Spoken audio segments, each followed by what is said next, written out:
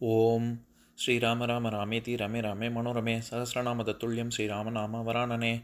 உலகம் யாவையும் தாமுழா வாக்கலும் நிலைபெறுத்தலும் நீக்கலும் நீங்களா அழகிலா விளையாட்டுடையார் அவர் தலைவர் அன்னவர் சரண் நாங்களே. எத்திர எத்திர ரகுநாத கீர்த்தனம் தத்திர தத்திர கிருத்தமாஸ்தகாஞ்சலிம் வாஷ்பவாரி பரிபூர்ணலோச்சனம் மாருதிம் நமது ராட்சசாந்தகம். அஞ்சிலே ஒன்று பெற்றான் அஞ்சிலே ஒன்றை தாவி அஞ்சிலே ஒன்று ஆறாக ஆரியர்க்காக ஏகி அஞ்சிலே ஒன்று பெற்ற அணங்கை கண்டு அயலாரூரில் அஞ்சிலே ஒன்றை வைத்தான் அவன் எம்மை அழித்துக் காப்பான். இன்னைக்கு நம்ம கம்பராமாயணத்துல பாலகாண்டத்துல மிகை பாடல்கள்ல அகலிகை படலத்துல 6வது பாடல் பார்க்க போறோம். பெய்யும் மாமுகில் வெள்ளியம் பிறங்கல் மீப்பிரழும் செய்யதாமரை 1000 மலர்ந்து செங்கதிரின் மொய்ய ஜோதியை மிளைச்சிய முறைமை போன்று ஒளிரும் மெய்யினோடு ஐராவத களிற்றின் மேல் விளங்க. இதுதான் பாட்டு. இப்ப நம்ம பதம் பிரிச்சு பொருள் பார்க்கலாம்.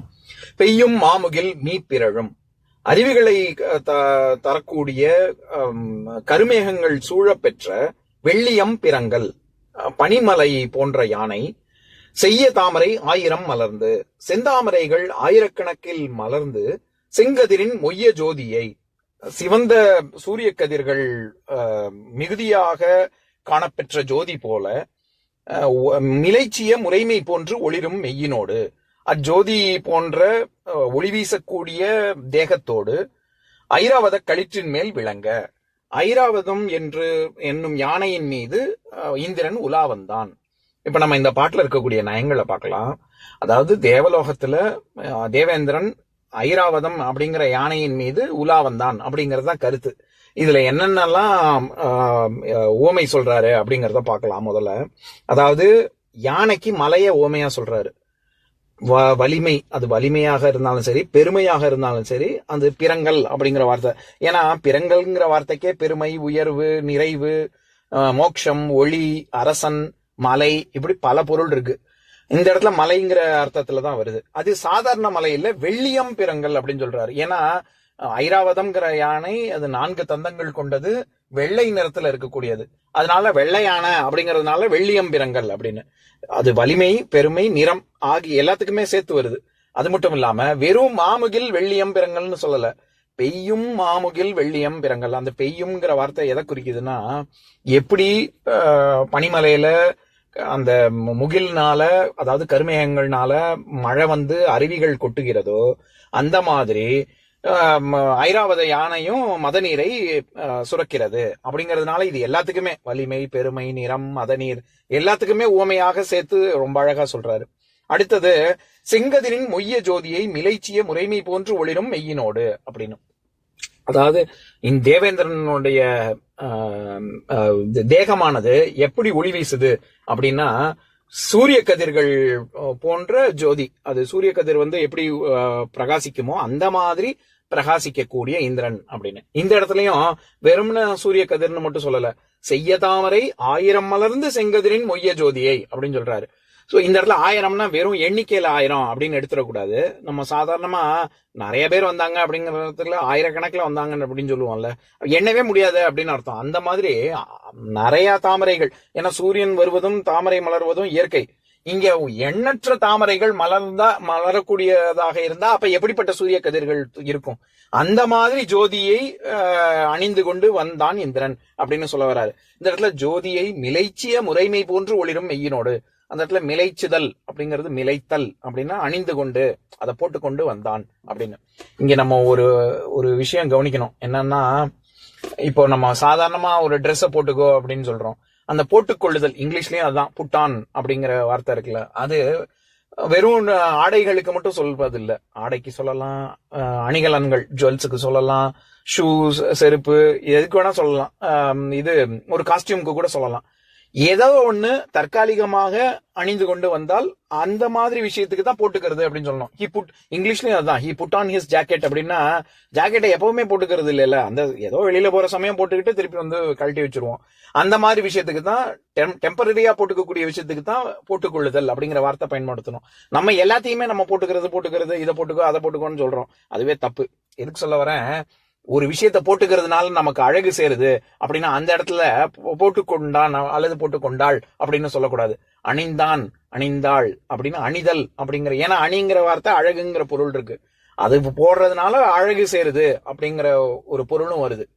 அடுத்த நிலை என்னன்னா, பெருமையும் சேர்ந்து வர்றது சூடிக்கொள்ளுதல் அப்படிங்கிற பொருள், சூடுதல் அப்படிங்கிற பொருள். அதனாலதான் பெண்கள் பூவை சூடினார்கள் அப்படின்னா, பெண்கள் பூவை போட்டு கொண்டார்கள்னோ அல்லது அணிந்தார்கள்னோ யாரும் சொல்ல மாட்டாங்க. பூனாலே சூடிக்கிறது அப்படின்னு. ஏன்னா அதனால வெறும் அழகு மட்டும் சேர்வதில்லை, அவங்களுக்கு பெருமையும் வருவதனால.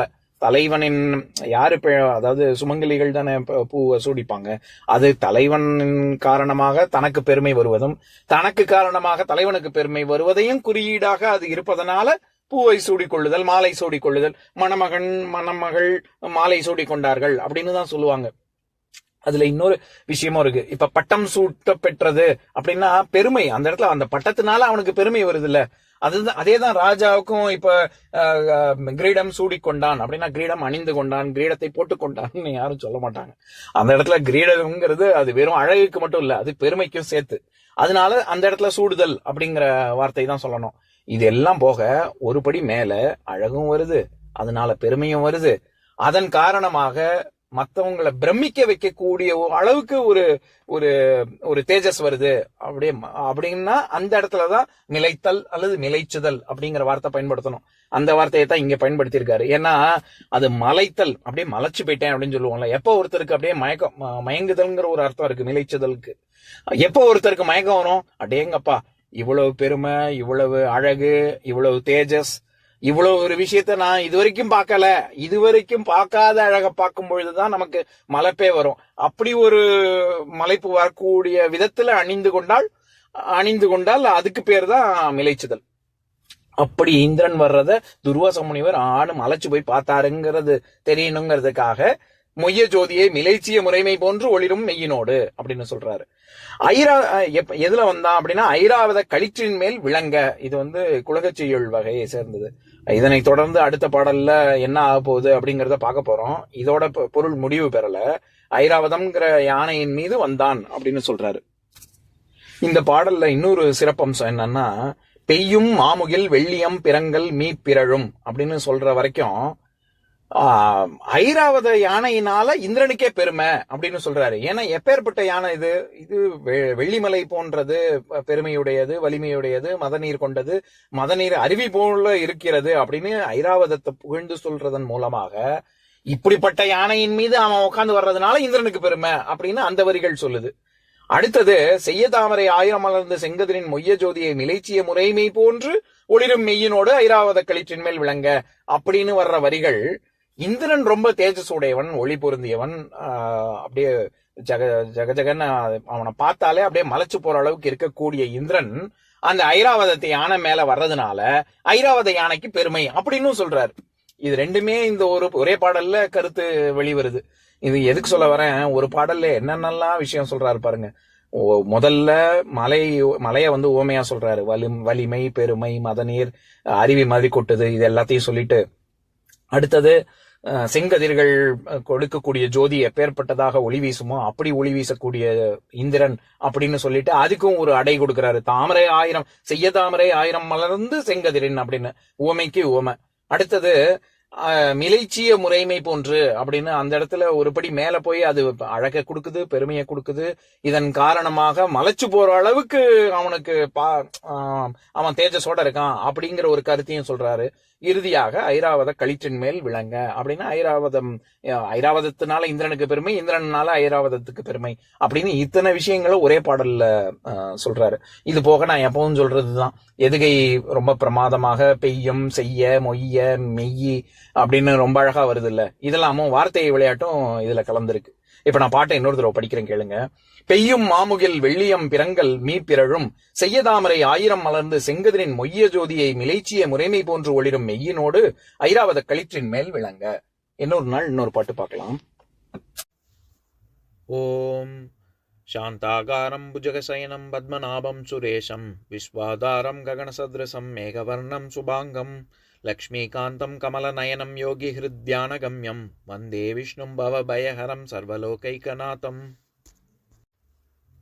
உம்பரோடு இம்பர்காரும் உலகம் ஓர் ஏழும் ஏழும் எம்பெருமான் என்று ஏத்தி இறைஞ்சி நின்று ஏவல் செய்ய தம்பியரோனும் தானும் தருமமும் தரணி காத்தான் அம்பரத்து அனந்தர் நீங்கி அயோத்தியில் வந்த வள்ளல்.